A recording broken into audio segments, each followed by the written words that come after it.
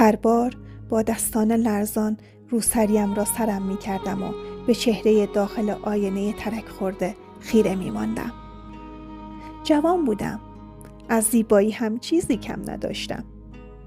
با خودم می گفتم قرار نیست به خاطر یک انتخاب اشتباه تمام عمر را در عذاب باشی. آدم یک بار به دنیا می آید و یک بار زندگی می کند.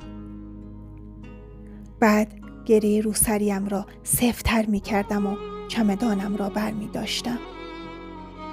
مینا با صورتی نگران و چشمانی سرخ شده از گریه در حال جویدن ناخن‌هایش به من چشم می دوخت.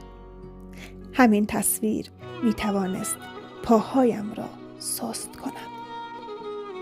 نفس عمیقی می کشیدم و زیر لب تکرار می کردم باید بمانی و تحمل کنی.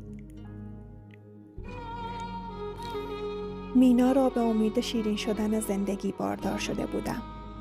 مینا 1 ساله بود که فهمیدم 2 قلو بار دارم و دنیا روی سرم خراب شد. بعد از تولد مینا خوب حالیم شده بود. زندگی که آدمهایش اشتباهی سر راه هم قرار گرفته‌اند با تولد بچه تلخیش تمام نمی شود. چه برسد به این که بخواهد شیرین هم بشود. بچه ها بیگناه ترین آدم های روی زمینند. یکو ترس به جانم می افتاد. با خودم می گفتم نکند دارم اشتباه می کنم. نکند بچه ها که بزرگتر شدن بگویند این زندگی برایشان زندگی نبوده.